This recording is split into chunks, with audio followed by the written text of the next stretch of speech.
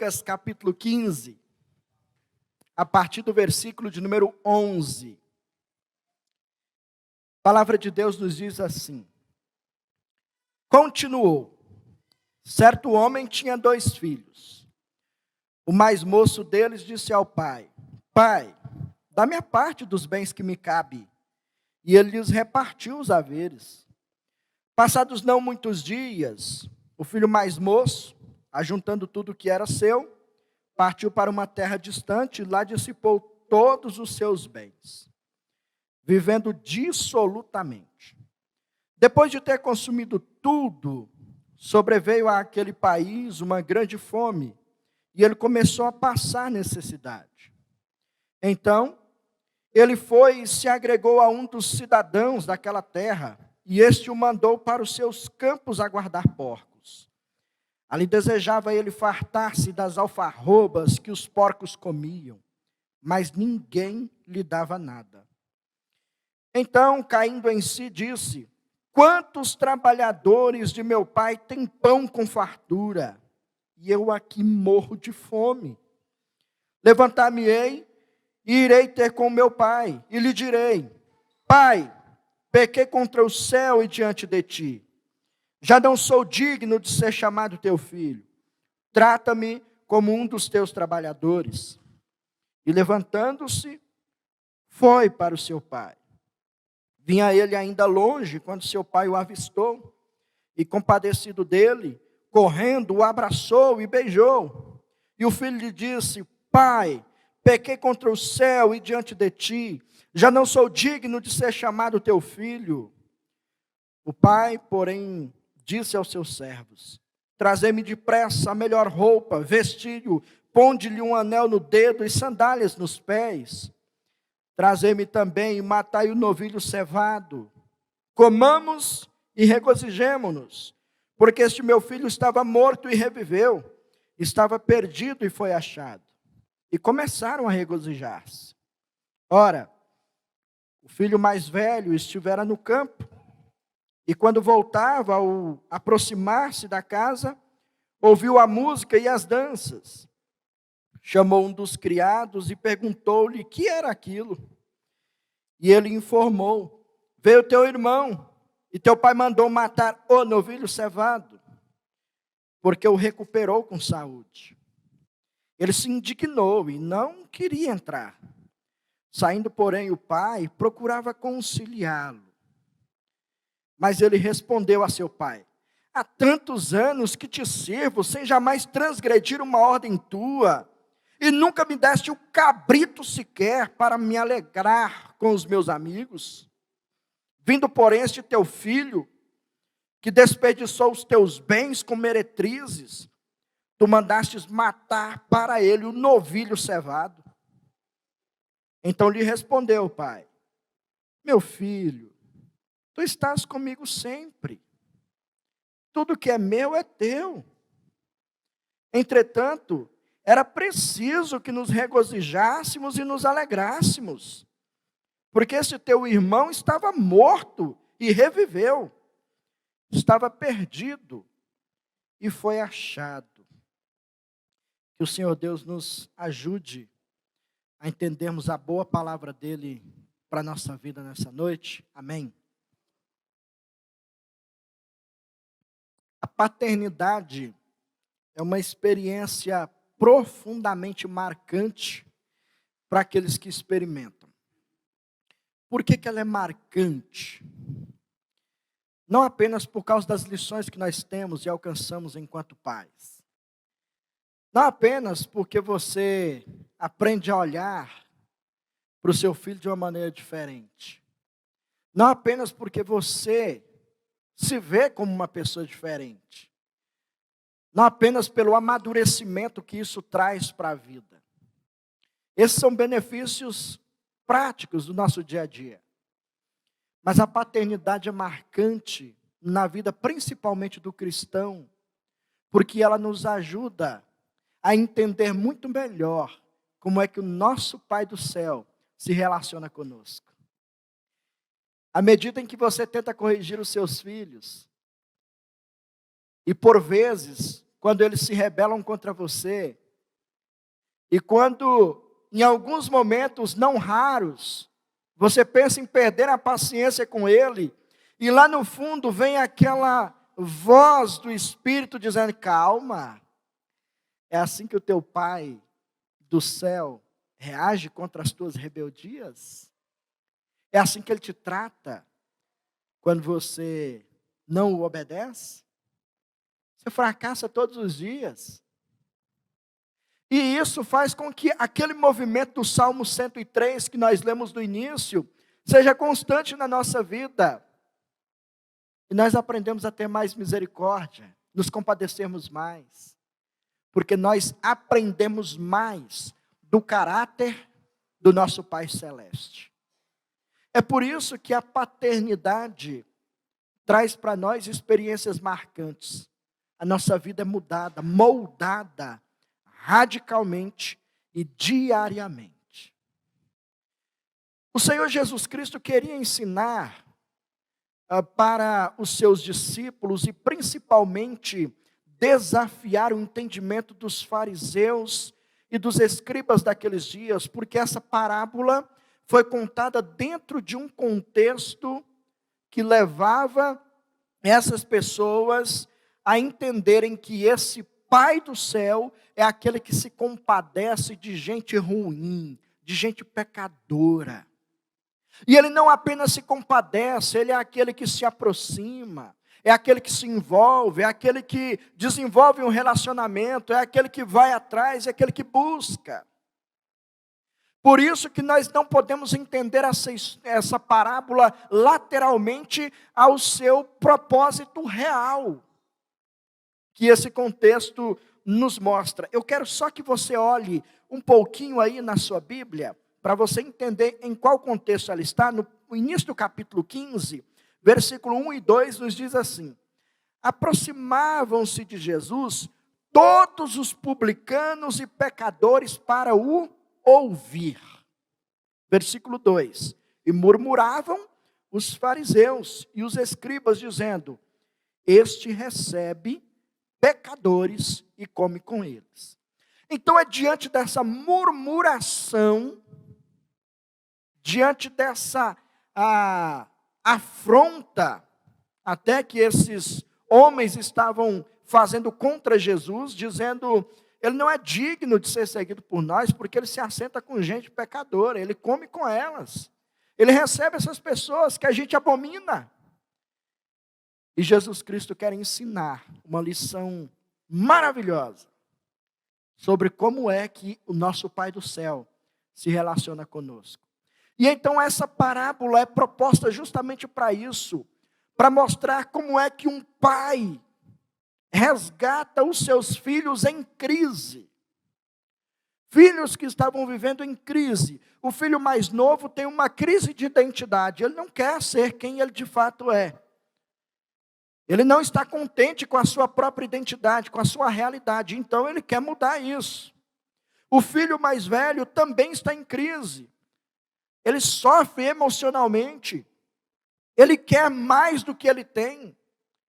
Ele se acha dono de tudo e ele entendeu também que os seus direitos foram violados pela atitude do pai em ser misericordioso.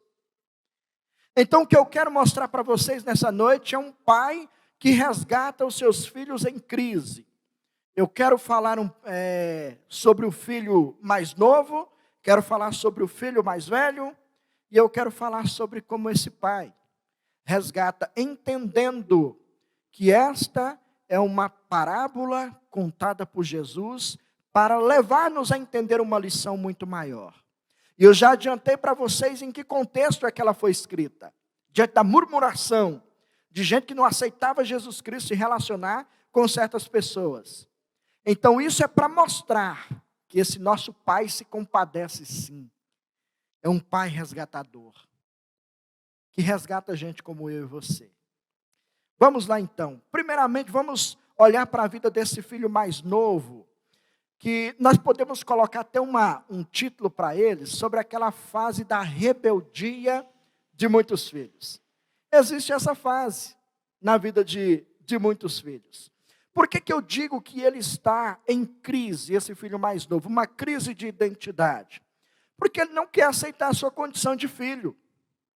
Ele não quer aceitar a condição em que ele precisava se submeter, sendo um servo do seu próprio pai, trabalhando com o seu próprio pai, e obviamente tinham leis que ele não poderia violar. Ele estava na empresa, nós precisamos imaginar a situação e o cenário. Suponha que é um pai que tenha uma empresa, e ele coloca os filhos para trabalhar com ele. Os filhos, quando vão crescendo, eles vão enchendo de ideias, né? Se enchendo de ideias. E aí chega um momento em que ele olha para o pai tomando algumas atitudes, e ele coça a cabeça e fala: não acredito, como é que meu pai erra tanto assim? Eu tenho que assumir isso, porque o meu pai já não sabe mais, ele administra esses negócios como era há muito tempo atrás, e hoje as coisas não funcionam assim, o meu pai não sabe de nada. Mas só que não é bem assim. O pai é firme, fala: não, meu filho, aqui quem manda sou eu, vai ser do jeito que eu quero. E ele então dá um grito, ecoa dos seus lábios um grito de autonomia, né? A suposta autonomia que os rebeldes pensam ter. E ele diz: então, se é assim, não dá para a gente trabalhar junto, o Senhor me dá aí aquilo que me pertence, que me cabe. Uma afronta, porque dentro daquele contexto, a herança, e até hoje, o normal é que a herança seja repartida após o pai morrer. Em alguns casos, os pais podem fazer isso em vida, mas é uma prerrogativa dele. É uma decisão dele. Ele não pode ser obrigado, porque o patrimônio é dele. Mas esse filho, por causa desse seu instinto de pensar que pode ser muito melhor, ele quer liberdade para agir, para administrar da maneira como ele bem entende. E ele dá esse grito: o Senhor passa para cá o que me pertence, e eu vou cuidar do jeito que eu quero. É interessante porque Jesus Cristo mostra que diante desse obstinado projeto de vida, esse grito por autonomia, não há nenhuma objeção da parte do pai. O pai poderia simplesmente ter rejeitado e dito a ele: eu não vou te dar nada, vá trabalhar você e conquistar. O pai poderia ter reagido assim, mas ele simplesmente deu uma parte para esse filho, que sai e vive de maneira irresponsável. Agora, vale lembrar que esse não é apenas um problema apontado de maneira estanque dentro de uma parábola. Isso aqui é a realidade que se repete dentro das gerações que se passaram e dessa nossa aqui também. Este é um grito recorrente. Talvez você já tenha gritado assim com seu pai.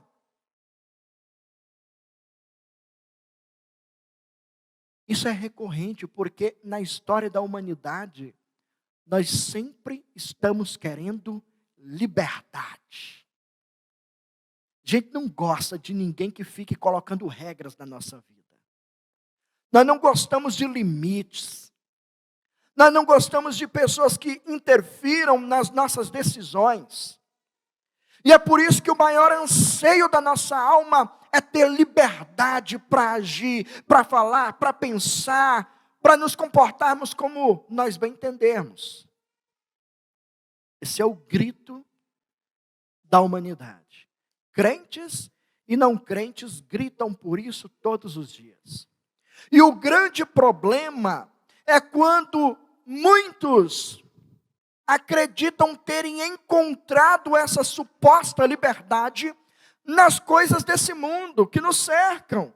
Olha para um lado e diz: liberdade para mim é poder viver a vida dessa maneira, é viajar, é curtir, é gastar. Não, liberdade para mim é não ter mais olhos que ficam cerceando a minha liberdade. Cada um de nós tem um conceito de liberdade. E isso pode ser muito perigoso, porque, como dizia Lutero, aqueles que encontram liberdade nesse mundo, que encontram verdadeira satisfação e dizem: aqui é o meu lugar, é igualzinho um peixe que decide viver fora da água. Igualzinho um peixe que decide viver fora da água. Quanto tempo ele vai viver? Pouco tempo. É por isso que Lutero usa essa mesma figura de linguagem para se reportar àqueles que se enganam na busca por liberdade nesse mundo, e naqueles que se enganam acreditando que encontraram a verdadeira felicidade aqui, nas coisas que os cercam aqui, porque é como um peixe que vive fora da água, tem um prazo de validade, logo o oxigênio vai acabar. E a morte então vai alcançar. Não dá para viver dessa maneira. Agora, essa rebeldia, voltando um pouco dentro da parábola, essa rebeldia que é apresentada aqui para nós, e isso é comprovado até por estudiosos do cérebro humano, dizem que há um período que compreende da adolescência e a entrada da juventude, onde a tendência para a rebeldia é muito maior. A tendência, então, escutem aí os meus adolescentes aqui, caminhando para a juventude, essa é uma fase perigosíssima na vida. Porque é quando você pode olhar para os seus pais e acreditar que eles estão ultrapassados demais, que eles não conseguem acompanhar o seu tempo. E que a opinião deles era importante no tempo deles, no seu tempo agora ela já não é tão importante assim. É você que tem que ensinar para os seus pais. Cuidado. Cuidado, porque a rebeldia entra com uma cara boa na vida da gente. Ela entra com uma proposta bem bonita e que pode ser enganosa e altamente destrutiva. E quando isso acontece, não é tão raro nós vermos adolescentes que se rebelam contra os pais e dizem: é assim que o senhor quer me tratar, quer ficar controlando a minha vida? É o seguinte, vou morar aqui também mais não, eu vou trabalhar fora, eu tenho como me sustentar, tenho como me bancar, não vou aguentar mais essa humilhação de vocês aqui tentando cercear a minha liberdade. Eu vou embora desse lugar. Tem até uma música, né, daqueles cantores sertanejos, fala que quando o filho cria asas, ele vira pássaro e quer voar. É até bonitinha a ideia, né? Mas no final, pode ser uma asinha que quebra fácil. Não tão pronta para os voos da vida. E aí vem as enganações. Então entenda que este é um caminho altamente perigoso, e é o caminho que está apontado aqui para nós, que esse jovem da parábola segue. E você já parou para perceber que esse pai não luta contra a obstinação do filho? Isso é algo interessante demais. O pai poderia muito bem demonstrar a sua autoridade, mas não. Ele permite que o filho tenha essa experiência. Ele permite que o filho trilhe pelo caminho que está escolhendo para a vida. E o que acontece com esse caminho? O que acontece é que ele levou o jovem para um tempo de crise maior. Outras crises o alcançaram. Por quê? Não precisa ser um expert em matemática para entender que se você tem um patrimônio dele, você só vai tirando, no final, ele acaba. No final ele acaba.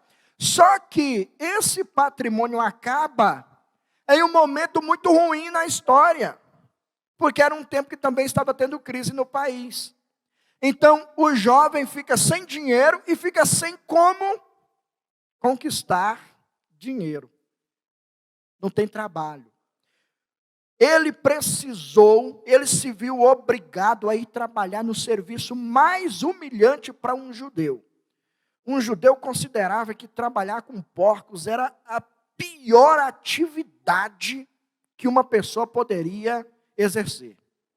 Eles não concordavam com isso, eles consideravam que eram malditos as pessoas que trabalhavam nessa função. E então esse jovem se vê agora como um judeu, ele se vê obrigado a ir trabalhar como criador de porcos, com fome. A fome é tanta que ele deseja sentar ao lado de um porquinho e falar assim: reparte comigo aí um pouquinho da sua comidinha, né? Mas parece que nem isso ele conseguia. Nem isso. Então a crise, nesse momento da história, na vida desse jovem, serviu para mostrar a ele que o lugar e as condições que anteriormente ele desprezou, era de fato um ambiente de verdadeira liberdade. É isso que dá para entender na reviravolta. Ele se rebela, pede para sair de casa, sai, vive de maneira irresponsável, a crise o alcança e ele retrocede no processo. A visão dele começa a mudar, suas percepções começam a ser alteradas. E ele entende o quê? Espera aí, onde eu estava é que era bom. Onde eu estava é que era legal. Lá onde eu critiquei as leis, aquelas leis lá, elas são boas porque até aqueles mais humildes servos do meu pai têm melhores condições para viver do que eu. E quando essas percepções dele mudam, ele também toma uma decisão, fala: eu não vou ficar nisso aqui não, vou voltar para trás. E mais ainda, grave isso, guarde isso que é muito importante. Na decisão dele, ele disse: eu vou voltar para lá, eu vou falar para o meu pai que eu não tenho dignidade mais de ser filho dele, não. Eu fiz, foi uma coisa muito errada mesmo, pisei na bola, foi muito feio o que eu fiz. Então eu vou voltar para lá, vou pedir perdão, mas eu quero que ele me trate igual um servo dele lá, um funcionário dele. Ele não precisa mais me tratar como filho, ele não tem essa obrigação de me tratar como filho. E assim, nós aprendemos sobre essa primeira parte na parábola. O filho mais novo tem uma linha de saída que parece que está caminhando para uma ascensão, mas depois ele declina. Declina e entende que está lá no fundo do poço. E é nesse fundo do poço que ele volta para encontrar-se com o pai. Vamos ao segundo personagem da parábola que nós temos aqui, que é o filho mais velho, onde nós podemos encontrá-lo aparentemente doente, emocionalmente falando. Veja que quando ele volta para sua casa, quando ele retorna, ele chega perto, ele nem entra lá, e ele escuta, a festa lá estava boa, o negócio estava de arromba mesmo. Havia muita felicidade ali. A recepção foi caprichada. E ele então ficou enfurecido por causa desses privilégios que o irmão está tendo agora. Profundamente enfurecido. E ele expõe ao pai aquilo que ele entendia que era correto. Ele expõe ao pai as suas próprias obras. Ele diz ao pai que quem merecia prestígio era ele, porque ele era o trabalhador da casa.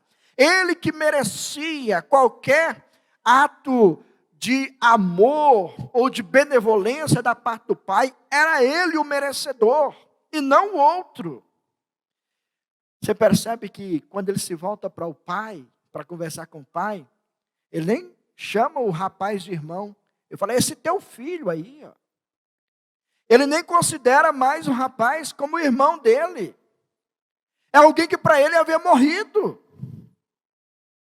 Ele coloca questões que ele nem sabia se eram verdadeiras. Mas ele julga. Esse teu filho aí, ó, que pegou os teus bens e foi gastar com meretrizes, com prostitutas para lá, ele nem sabia. Mas ele julga que essa era a realidade. Esse filho mais velho aqui imita e reproduz, evidencia o típico perfil dos fariseus e escribas, que condicionavam as bênçãos de Deus em decorrência da sua própria obediência à Torá, aos 10 mandamentos. Para os fariseus e escribas, apenas eles podem ser os alvos da bondade das bênçãos de Deus, porque eles é quem cumprem os mandamentos. E eles ficam enfurecidos com a possibilidade de Deus abençoar qualquer outra pessoa que não pertença à linhagem deles. Ficam enfurecidos. E é por isso que o irmão mais velho está representando esse grupo de pessoas. Enquanto o filho mais novo enfrenta uma crise fora de casa, sai de casa, enfrentou a crise lá, o filho mais velho vê uma crise dentro do lar, agora na relação com o próprio pai, que violou os seus direitos, que deu o que era dele para os outros, que tomou dele para dar para o outro, um outro irresponsável. E a ideia que nós temos aqui do pai, olha só a sensibilidade que nós podemos encontrar aqui no versículo 28. Ele se indignou e não queria entrar. Saindo, porém, o pai procurava conciliá-lo. Sabe aquele tipo de gente emburrada que bate o pé e fala assim, nem vou passar perto disso aí, quero nenhum tipo de contato, vou ficar daqui mesmo. Ele estava assim.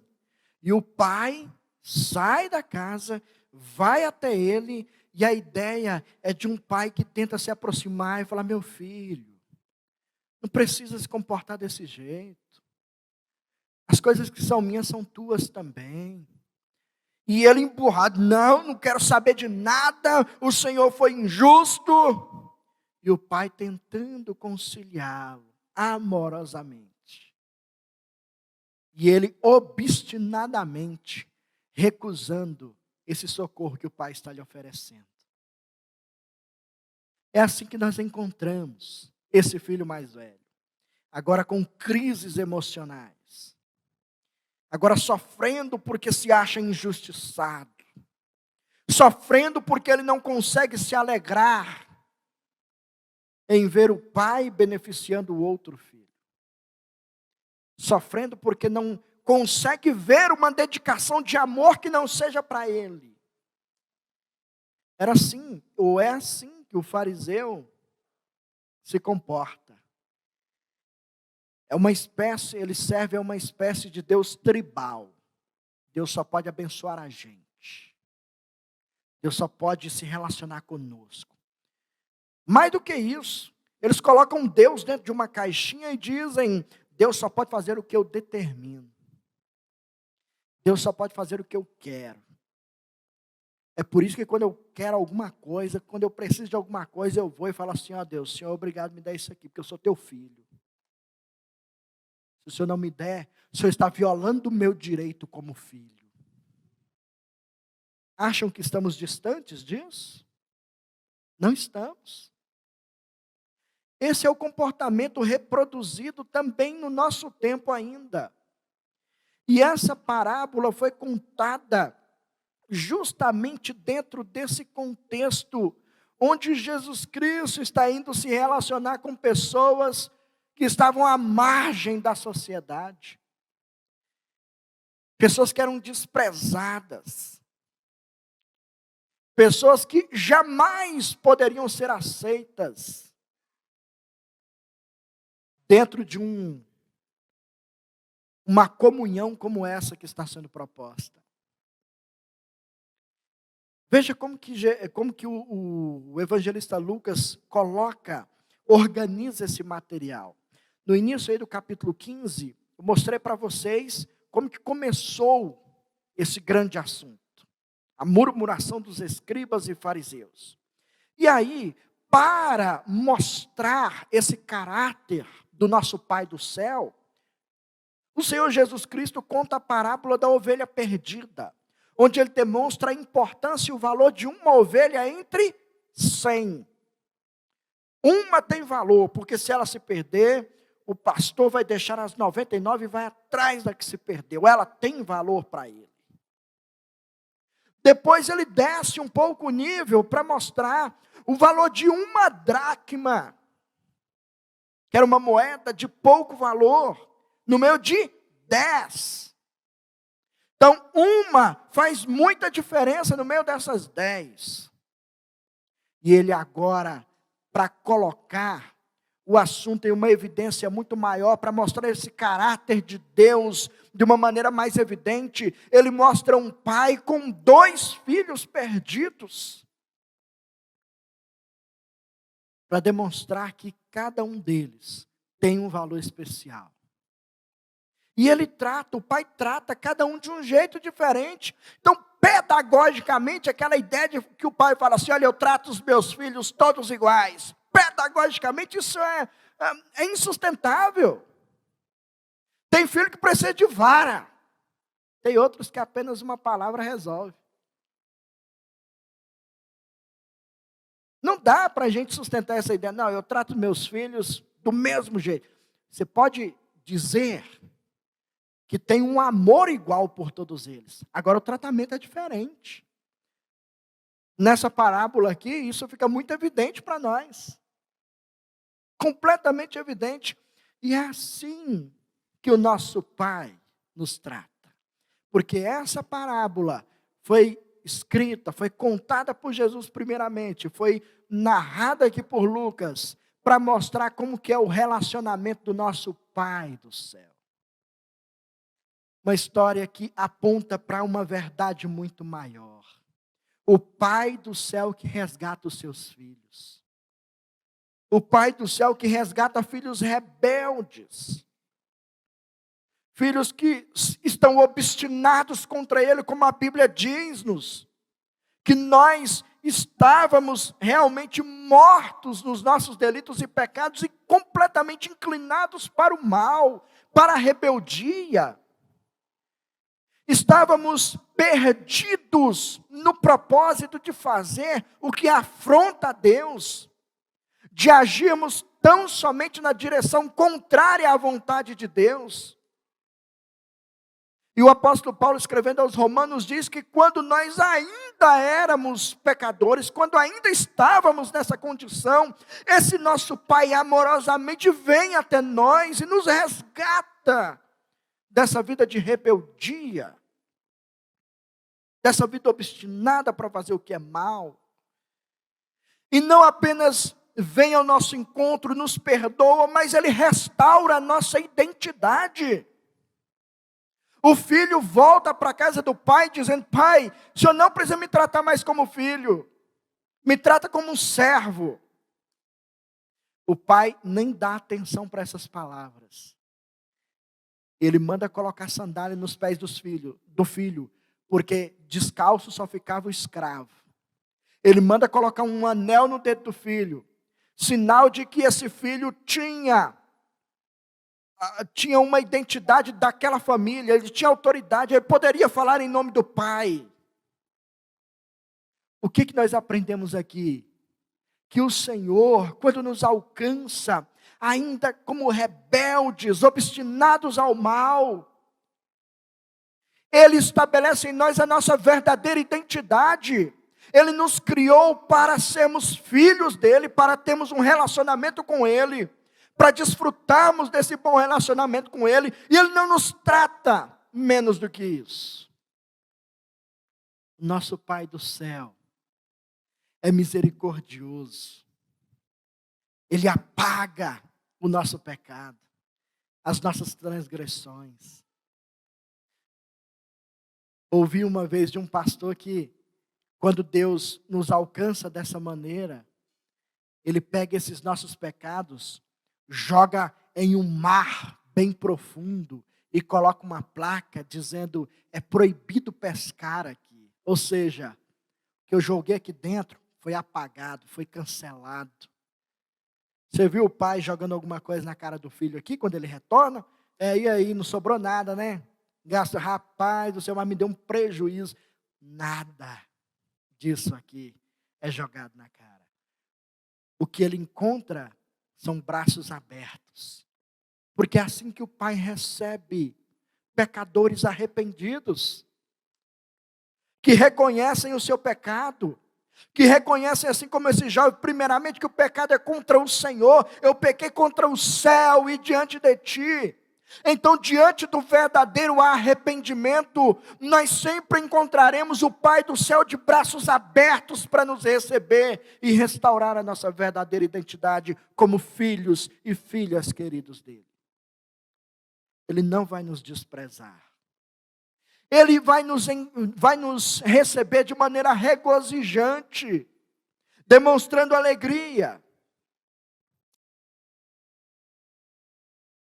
É um pai que resgata filhos rebeldes. É um pai que resgata filhos em crises internas. Ele poderia muito bem ter dito: com o tempo esse meu outro filho mais velho aí vai entender, com o tempo ele se acostuma com a presença do irmão aqui. Não, ele foi imediatamente atrás. Tentar conciliá-lo. Essa palavra é muito forte, porque dá ideia para a gente de alguém que se esforça para mostrar o lado bom do negócio. Para falar: olha por essa perspectiva. Aceite, porque isso é o melhor. Ele foi atrás do filho. Ele insistiu, ele perseverou para alcançar o filho arredio, que não queria aceitar o seu amor, porque aparentemente só o outro é que estava recebendo. Um pai resgatador de filhos rebeldes, de filhos iracundos. E então nós chegamos ao último degrau dessa parábola, que é o ponto máximo.